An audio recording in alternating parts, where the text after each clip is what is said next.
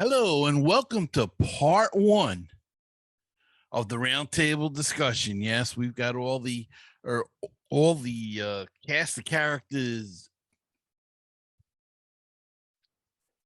Hello and welcome to a special two-part episode of Mets Musings. Part one is this week, and it's the roundtable, and the boys are back, and we discuss all kinds of things involving the New York Mets. We analyze the season, who they should look into, perhaps hiring, what they may possibly do, all in these next two-part episodes. So be sure to check in on part one and then watch part two to find out what else we have to say.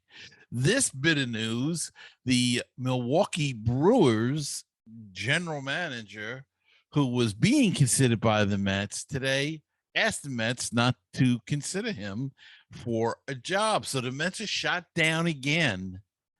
And our part one and part two was recorded before that news came in. So still looking for that elusive front office job. But let's not waste any more time. Let's get to part one of the roundtable discussion on Mets Musings. It's time for another edition of Mets Musings. Hi, this is Ron Darling. This is Skip Lockwood. Hi, I'm Ron Swoboda of the 69 New York Mets, and you're listening to Mets Musings with Gary Mack.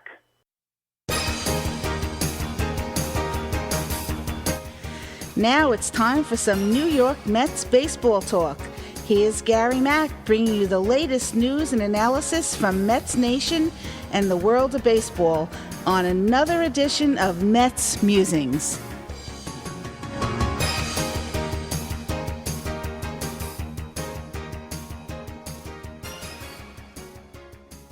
Hello and welcome to another edition of Mets Musings. We are in the postseason edition. We're going to do a little moratorium on the Mets here and look ahead and talk a little bit about the World Series, maybe even the Hall of Fame coming up in December.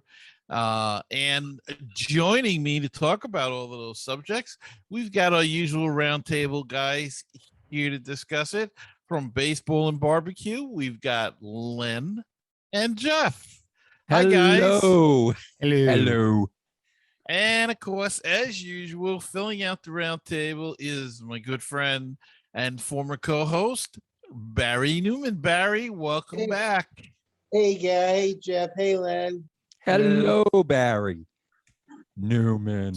So, I sent my resume into the Mets. I figure I got a good a shot as anybody else, being that nobody else seems to want this job as president of the Mets. So, a little retirement income, work a half a day or something, and shouldn't take much longer than that to figure this mess out. We thought when the Wilpons left that things were going to be hunky-dory, and could Steve Cohen be worse owner than the Wilpons? No. I mean, it seems incredible to even think that. Not possible. Give him a chance. Come on. All we are saying is give Steve a chance. Come on, guys. The Mets have been they've been turned down by a couple of teams already, not allowing them to talk to their officials. They got turned down again today by the San Francisco Giants general manager. Don't know his name, another young guy, and but nobody seems to want to be president of baseball operations. Couple of things been written about it. One is that Alderson's son is in the front office working as an assistant general manager. So people could be afraid. And Cohen, apparently there's a Cold War from other NL executives against him because he's got all this money, and a lot of people don't like his Twitters. it sounds familiar, but then look what happens when you don't like somebody's Twitters and somebody else takes their place. It's just terrible. So, what is it that nobody wants to work here for the Mets? Well, I'll go first. First of all, that Twitter thing, that's just a lot of BS. I mean, who cares really? About the NL owners, well, they were fine to accept them into the club when it brought up all their franchise value. That's fine. But when he's gonna, spend some money, they're going, oh no, can't do that, And I really, with the collective bargaining agreement coming up, it's going to be a showdown. I'm sure we'll talk about that later. But you know what? Those three top guys who was the news always reported, Billy Bean and Epstein and Stearns, that was a long shot to begin with. Each of them, Stearns is under contract, so he wasn't going anywhere unless it was given permission. Epstein, he has a cushy job trying to fix baseball. By the way, he's not doing a very good job at that. And he wants to get on the ground floor of an expansion franchise. And Billy Bean is having a life, having a great life in Northern California. And he actually said it would be a pleasure to work with the Mets, but he has two teenage daughters in high school. He doesn't want to uproot them. And that's his reasoning, which is fine. Mm-hmm. And they were long shots to begin with. And but by the way, don't give the media any ammunition. They're just loving the Mets being the LOL Mets. They just want them. They love that. They're going to get somebody. They'll get someone competent. It's just a matter of timing. And last year's timing was really bad because he took over on November 8th, and season, they had to get the front office in. And who knew Jared Porter was a sicko, psychopath or whatever with the pictures and whatever. You don't ask. I mean, who asked that on an interview? Oh, do you send dirty pictures to people? You don't ask that on an interview. Could they have found that out? I guess. I don't know. But it's bad timing. And again, this year is also bad timing. The CBA is coming up in December 1st. Is going to be expired. They got to get everybody in place, before that. And who knows if that's going to happen. So, and Stevie, just one last thing I want to say is, could the 5% that the Wilpon still owns still have that much of a stink on the organization? I'm off my soapbox. Wow. Next. Go ahead, Barry. Go ahead. I know you want to go. That's okay, Lynn. I would certainly defer to you if you like, but if you want me to go ahead of you, that's okay too. And I think it's a little bit early to declare that Uncle Stevie is a worse owner than the Wilpons. And remember, the beginning of the Wilpons' tenure was great because they hired Frank Cash and he rebuilt that farm system. And the 80s were the best decade the Mets had, as far as like Jeff said, getting a general manager. They'll get someone. It may not be a name that we're familiar with, but I'm sure there's somebody that's working their way up the ranks that would see the challenge of being Mets GM as enticing. May not be even, like I said, people who we are familiar with. Now, I don't know how much to take from this because it's off of social media, which of course we all know is never wrong. But the name I heard that might be interested is Brian Sabian. So I don't know what to make of that, but obviously he has a track record of success with the Giants, and if a call was to be made to Sabian, maybe he would be interested. That's all I've got. Take it away, Len. All right. Well, here's what I got to say. We got to give Steve Cohen Steve Cohen. We got to give Uncle Stevie a chance as the owner. He took over during a very rough time, COVID, as the owner. Anyway, here's what they might end up having to do if all of these top GMs, are not going to come to them.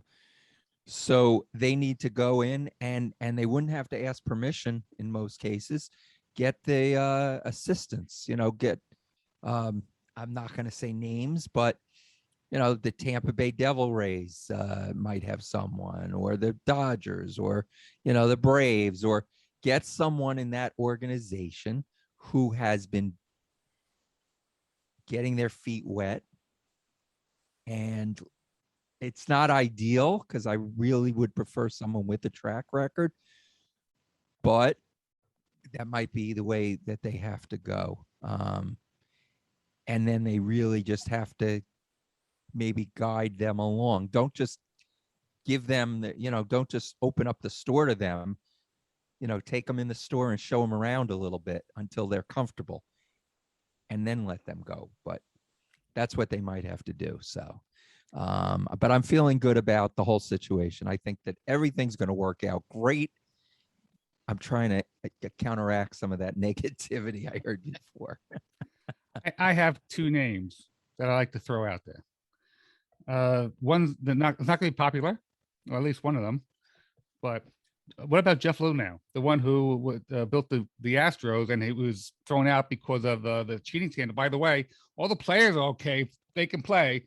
The managers and the GM was fired, suspended, Right. and now Jeff Luhnow, he's available. So there's one. And as Len said, assistant general manager, there's one in Boston who's been with the Red Sox for over 20 years, executive vice president and assistant general manager. The name is Raquel Ferreira. And so I think the Mets going to have to interview this woman. She is, part of four championships in Boston. She's got to be doing something right.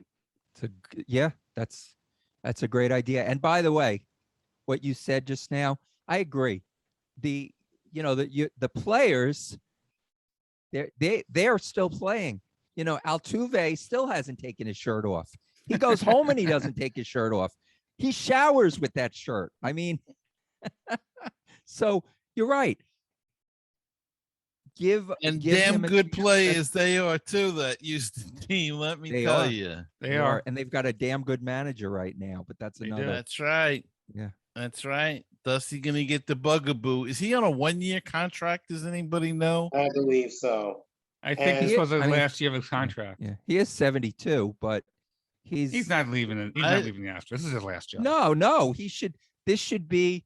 They should just keep. They should give him as long as he wants, because what he has done for that franchise this year is unbelievable. And many of the people that are rooting for the Astros in this World Series are rooting for them because of Dusty Baker.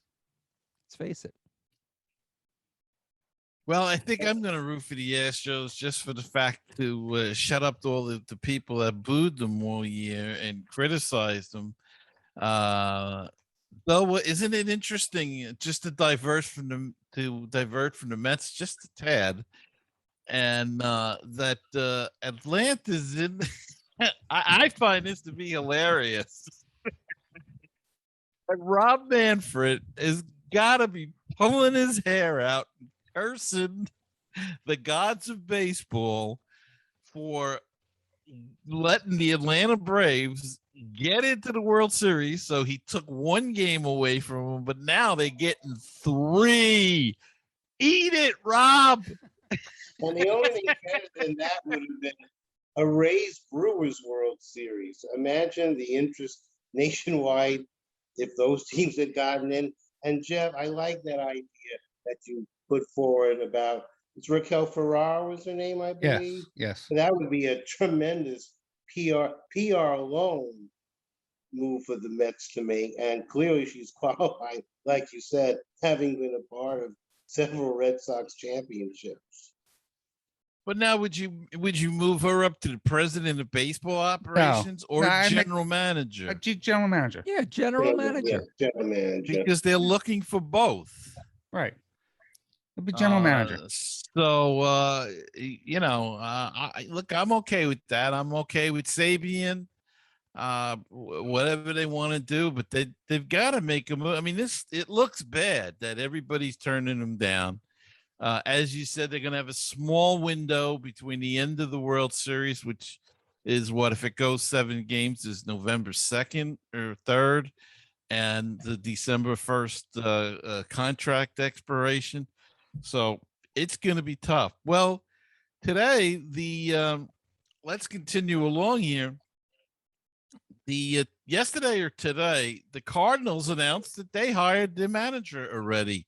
They let Mike Schultz go, and they hired Oliver Marmol to be their new manager.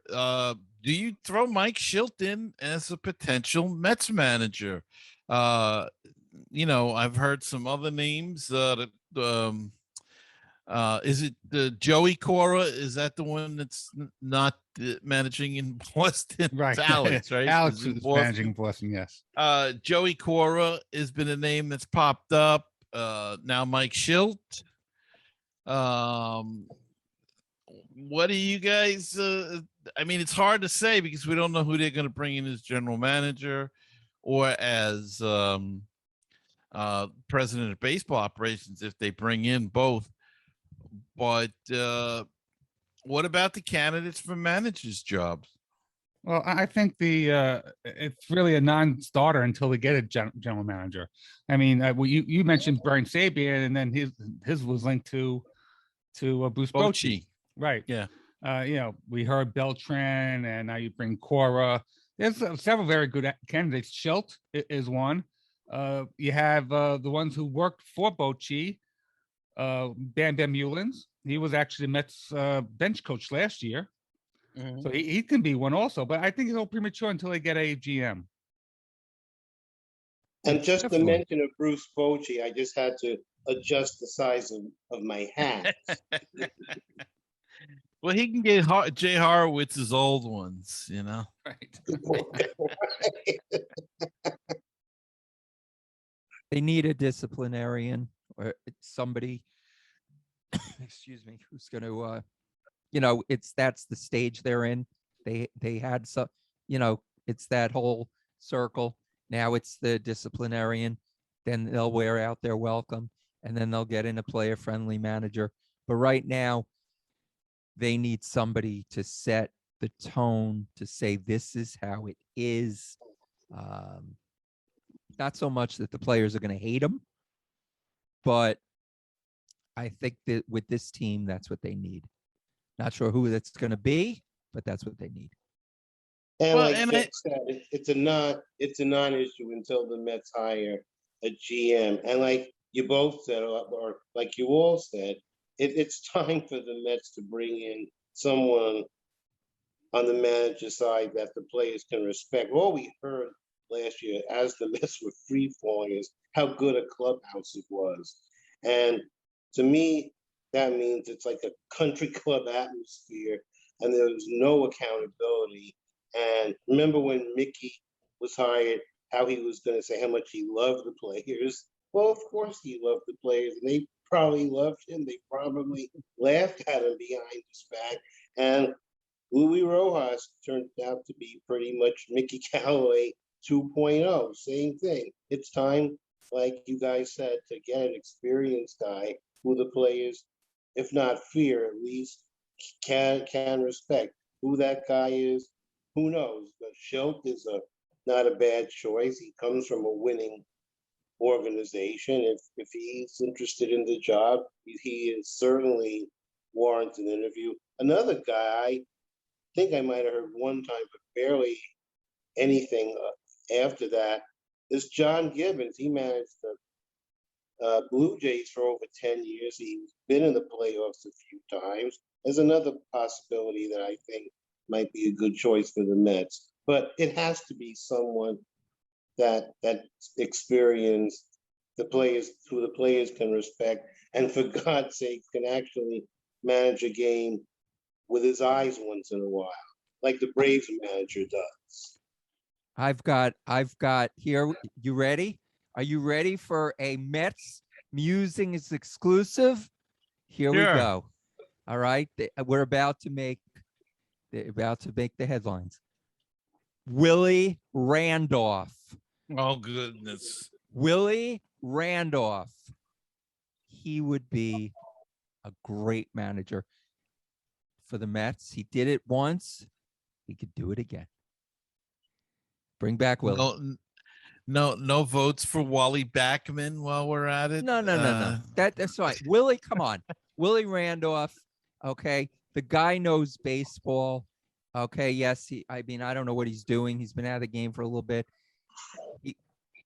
When you look back at what he did with the Mets the first time, even I heard him on a podcast with Jay Horwitz, and Jay actually told him that the Mets, they were, too quick to let him go. And I think Willie Randolph would be a great manager. You mentioned Wally Backman. Now, I know he's never going to come to the Mets. I know that's not going to happen. But someone in that ilk who won't take crap, who will be a disciplinarian and play fundamental baseball. But you guys didn't say, I said Willie Randolph, no comments. Nothing. Come on. I love It's Willie. not gonna happen. I don't think it's gonna happen. Okay. I think he's been here, had his chance. For did they move him too soon? Probably, but I don't think it's gonna happen. Willie Randolph version 2.0, but probably won't. But it to would be me, this team, this organization needs a philosophy. They need an offensive philosophy and they need a defense philosophy.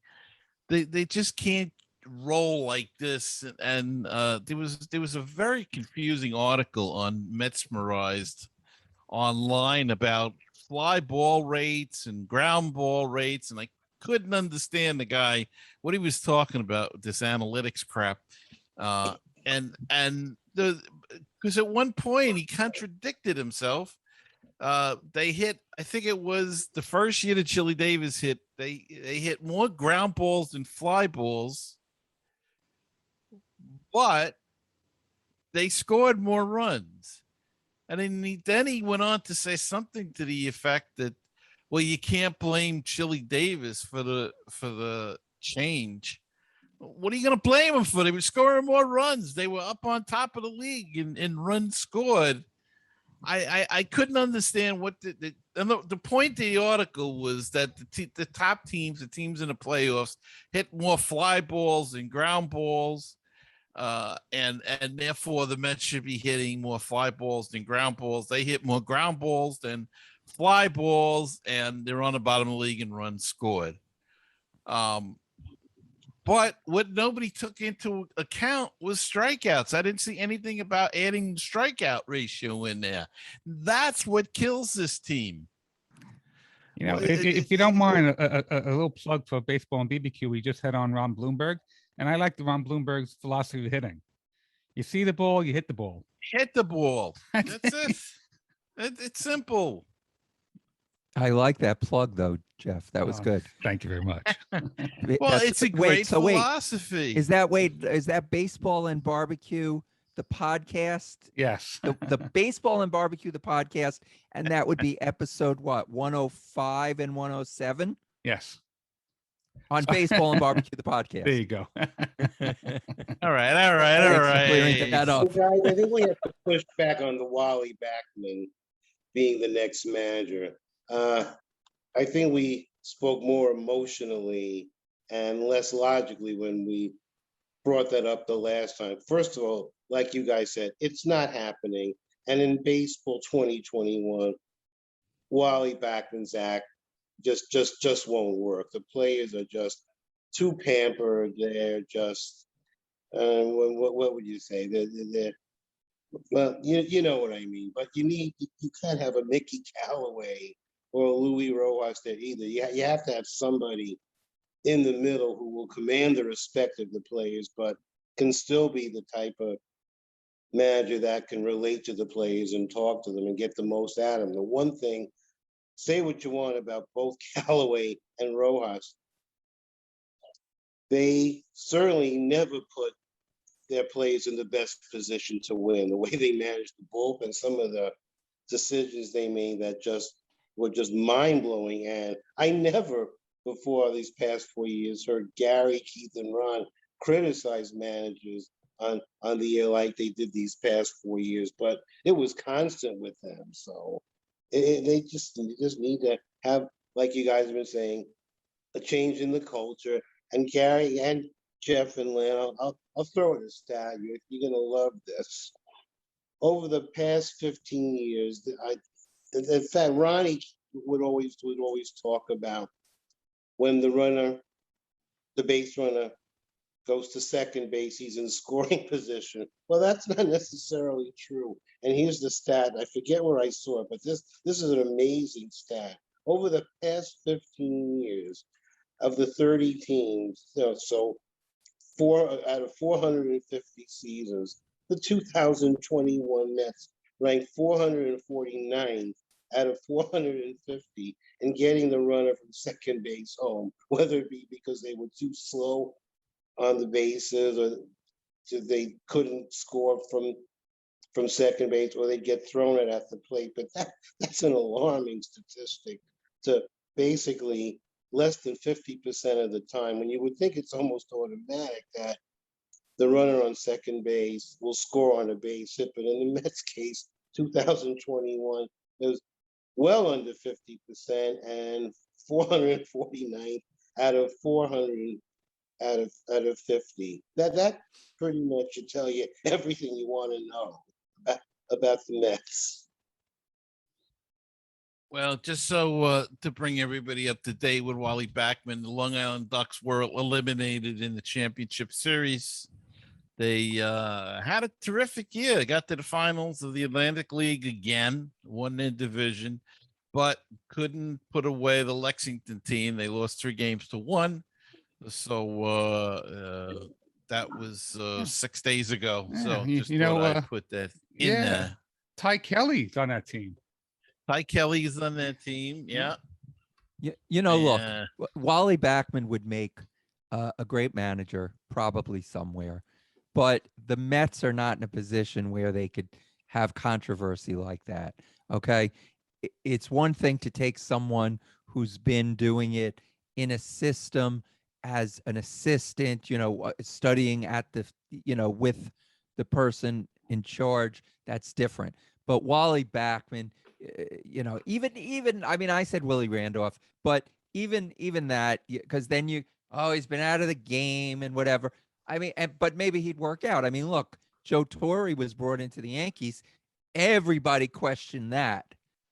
And no need to talk about what happened there. So, but I'm just saying, I think that the Mets have to bring in almost like a guarantee, almost like a Girardi. I know they're not bringing in Girardi, but you know what I mean? Like a Girardi, a Piniella, a Showalter. Again, I'm just mentioning them only because anywhere they go, they win. I'm not saying that you bring them in, but you need to bring in the next manager you bring in. You can't go through this every 2 years. It might be another no-name. Look, okay. The Cardinals just hired, what's his name? Oliver Marmol? Oliver Marmol. Have you ever heard of him before? No. And the Cardinals are a pretty good organization. Yes, they are. Whoever heard of Mike Schilt? Yeah. And he just got him to the playoffs. That's all. Yeah. Right. Brian Snetka. Yeah. It's a good name, though. It's a baseball name, though. Yeah. Exactly. I think where the Mets went wrong was Rojas, and you just described Rojas, though. Somebody that was in the system, somebody that was working as an assistant manager, somebody that managed in the minor leagues. He had experience. The problem with Rojas is he wasn't a manager. He was a data applicator. He was a caretaker. He was a data applicator, being told when to pull the pitchers, who to put in through the bullpen. He wasn't allowed to manage. Yeah, but you're also mixing things up. I was talking about GM, somebody who's been with the GM. I'm not talking about a manager. Wow. A manager, I want a manager, somebody who's managed. But I think it's easier to get a manager who's had a winning pedigree than it is to get the GM, because we see they're not being successful with that. So the manager, though, they can do. You need somebody, like you said, with a winning pedigree, because they can stand up to the front office as well. If you brought in a Dusty Baker and you told Dusty Baker, "Oh, this is the lineup," he's going to laugh at you and say, "Oh, okay, I'll look at the lineup, but no, I don't think so." That's what you're going to need. And that's why in a way, I'm glad Billy Bean didn't come here, because that's what he did in Oakland with Art Howe. If you saw the movie Moneyball, he told him, "You play this guy," and then he traded the guy because Art Howe didn't want to play him. Right. You can't have that now. Then why have a manager? Then Right. get rid of the manager and have a bench coach that you tell what to do. Right. They Yeah. need somebody with a pedigree, as you say, a name, a Dusty Baker, somebody that Rojas. This was his first job. He wanted to be manager of the Mets, and I think he caved on everything because he didn't manage to win. As they say, teams don't play to win. Sometimes they play not to lose. He managed not to get fired, and you can't manage that way. You got to manage, and if you get fired, you get fired. You're hired to get fired. I mean, there's no more Walter Austins that are going to be with the team for 28 years, or Tommy Lasorda that's going to stay. That's going to be a very rare occasion. Look, the Cardinals, who have kept managers for years, Shildt 3 years and he was gone, and it was over philosophical differences. See, maybe that's it. Maybe they wanted him to be a push button manager, do what they told him, and he didn't want to do it, and he's gone. Who knows? Snitka has done a job in Atlanta, and and they lost Acuna too. And but Kuna, here's another point. Ozuna also. Osuna and look, Soroka. they go out and they get Jock Peterson and Adam Duvall, and who did the Mets get? Javi Baez. What was that guy's name? Tim Witherspoon? No, not Witherspoon. Trevor Williams. Trevor Williams. Yeah. I mean, we need pitching. We go out and get a guy that hasn't started in 2 years or whatever. That's been loading shelves in Walmart or something. Who knows? But here's the thing, Gary. The Braves had the pieces in the farm system, so they were able to deal prospects and pick up a Jock Peterson or a Soler, and who's the other guy? That's Rosario. Yeah, geez, the guy that just won the MVP of the NLCS. And to be fair, we know the Mets were in first place for over 100 days. And like I think I said on the last roundtable, we all know that was just fool's gold. It's a 162 game season. Most of the time, anyway, the best team wins. The Braves hit their stride, were able to overcome these serious injuries with the depth in their farm system, and ended up basically running away with the division. And if you look at the National League, I think it's fair to say that the Mets may be in the worst possible position. I know you sign off, Gary, with keep the faith, stay optimistic, and let's go Mets. But let's be honest here. If you look at the National League right now, the Mets might be in the worst possible position. So just stick with me for a couple of minutes, because they're right in the middle. The Braves are better. I don't think anyone would argue with that. The Brewers are better. The Cardinals are better. The Dodgers are much better. The Giants are better. I would still put the Padres ahead of the Mets, at least based on the names, not forgetting about how they perform. But I'd still say the Padres are a better team than the Mets. So that's 6 teams right there already that are better than the Mets. And then you have the dreck teams, now the Nationals with the Marlins, the Pirates, now the Cubs. And of course, in the NL West, you have the Diamondbacks and the Rockies. So you have 6 teams that the Mets are clearly better than, and 6 teams that are better than them. And that leaves the Mets basically in a 3-way tie, in my opinion, in the middle of the National League with the Phillies and Reds. And the Cubs and Nationals were able to fall back on the World Series they won to break up their teams and gut them. and now they're going to completely rebuild them. The Mets would have a very tough time doing the same thing, even if maybe that's what they should be doing, because talent-wise, they're not even close to the Braves. I mean, we all know it. When you look at position by position, the pitching, the bullpen, the defense, the speed, are the Mets better than the Braves in anything? Well, that's why they play the game, Barry. And this season is a standalone season. Things will change. Players will change. Free agencies are different. Look, I know Freddie Freeman's a free agent next year with after the season. Do I think he's going anywhere? No, but I didn't think Albert Pujols was going to go anywhere either. And they he was 32 and they let him go. You never know what's going to happen in this game. Mm-hmm.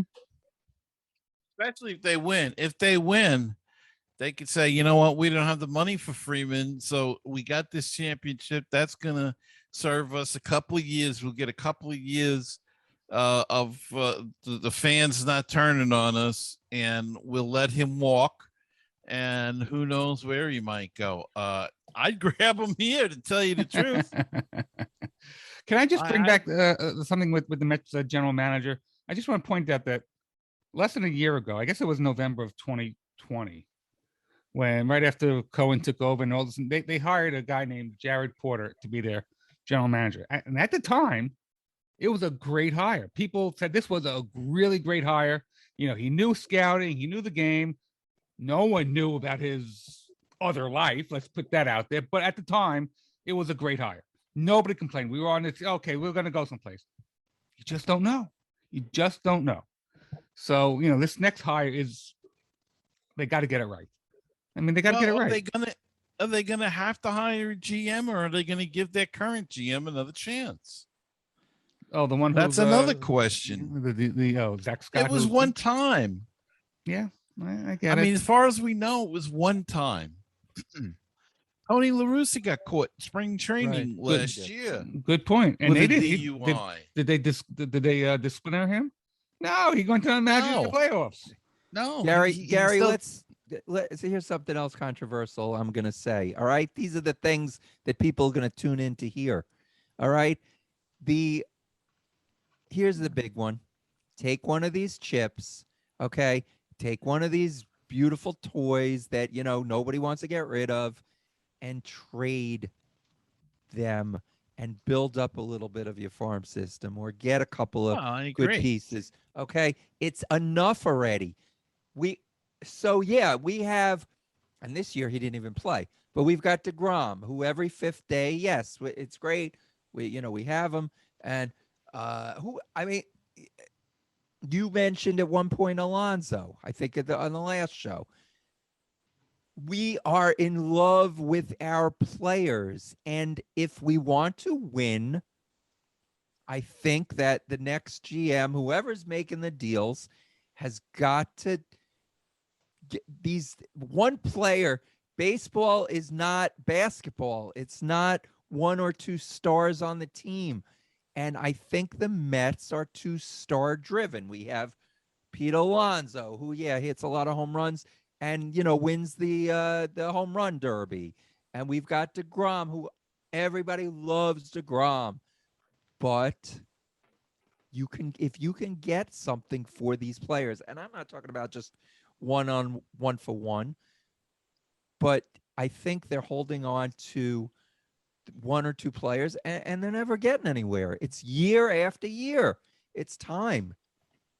But Len, I think that's the kind of move you would make during the season. First of all, we don't know the health of DeGrom. So who's going to want to trade for Jacob DeGrom and give the Mets the kind of prospects they so desperately need at this present time? The answer is no one. But a healthy DeGrom that proves that he's the elite pitcher that he's always been. He come back and say next July, assuming there's even going to be a baseball season, which I guess we'll talk about later on. But if DeGrom, let's just think positive for 1 second. He comes back and pitches effectively, or even at the elite status that he's been at for the past few years, or somewhere in between, but at least shows himself to be a quality pitcher.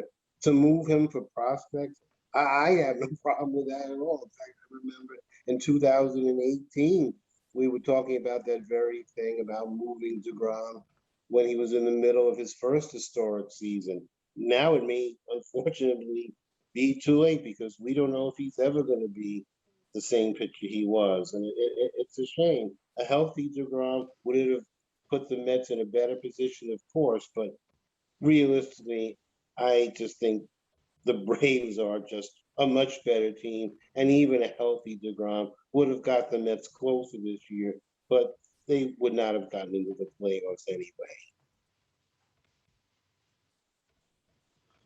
Jeff? Well, yeah, I mean, it's really hard to build and win at the same time. And New York, we're starving for you a winner. I think the pieces are in place. I really do. I do think you need a couple of chips. You need a couple of tweaks here. You need an everyday third baseman. And I mean, look, I know I'm an old coot, but I like the set lineup, and you have a set players where they're playing. Put these players in a position and let them play there instead of moving everybody around every day. One day you're in right, one day you're in left, one day come on. Put them in, get a consistent lineup, and that's what they need. Get someone for third base, get someone for second base. And remember, by the way, Robinson Cano's coming back. But I've been looking at several general managers and assistant general managers besides Raquel Ferreira. I mean, there's a guy out in Seattle. His name is Justin Hollander. He's the assistant general manager and of baseball operations. And by the way, Seattle, half the team is the Mets. So this guy knows the Mets organization. I mean, they pilfered the Mets organization, and they did pretty good. The Toronto Blue Jays has a guy named Joel Sheehan. I mean, Toronto made a great run this year. I mean, there's a couple of names And they know that the Mets organization too. Yeah, exactly. I mean, Steven Matz had a pretty good year. So it's they really got to look at the GM position, GM role, get someone who they can trust, do a deep dive, no surprises, and then start from there. You go there, you get the manager, then you try to build your team that way. I mean, they have some pretty good prospects going in the Arizona Fall League now. Brett Beatty. They have a couple of guys. We know the name Vientos, Mauricio. You know what? I wouldn't mind. He's a big kid. He's not going to play shortstop, even though that's his position. But he's a big kid. I would slide him over to third base. I mean, if they're worried about money, which why would they? I mean, Steve Cohen's worth 17 billion. But they can move this guy to third base and use the money for other spots. I mean, or not get a real third baseman in there. Well, I think Vientos is going to be. He had a big year last year. He's going to probably start the year AAA, and if he can handle it, who knows? We could see him at third base earlier, or sometime this season. Batty's also besides third. They played him this year. They played him out in left field, and they played him some at first base, but they moved him around. Same thing with Batty. They moved Batty. They played Batty, got him some outfield work in left field. So they're trying these different things, like Jeff says. But okay, that's nice. But you keep that for a pinch when you really need that. Instead of, like Jeff said, it used to drive me crazy. The Cubs had Chris Bryant. One day he's playing third base. The next game he's playing left field. I mean, the guy's an all-star third baseman. He won Rookie of the Year. Why do you want to why do you want him out left field for one game and one game at third base? It makes no sense. He was playing center field in the playoffs for the Giants. I couldn't believe it. It's crazy. I don't understand why they do that. And that all started with Zobrist, I think, in the World Series with the year with the Cubs, I guess it was. And look, Mauricio could be a trading block. He's 20. He's not going to play shortstop. If they sign Baez, which is another topic we can discuss, what are they going to do? Then what are they going to do with McNeil? What are they going to do with Cano? I mean, they're so screwed up that their money isn't getting spent right. That's why I say you trade somebody a chip, like Len said, you trade in Alonso, and you trade a Smith, and then you sign a guy like Freddie Freeman or Anthony Rizzo for 5 years. And you get some leadership that they're lacking leadership too, veteran winning leadership. Well, I hope you enjoyed part 1, and join us again next week for part 2 and the conclusion of the roundtable discussion. And if you're new to the channel, please hit that subscribe button and go smash the like button on YouTube as well, as it makes the analytics people very happy on YouTube, and it makes me happy as well. So until next week, remember, keep the faith, stay optimistic, and let's go Mets. We'll see you soon with part 2 of the roundtable discussion.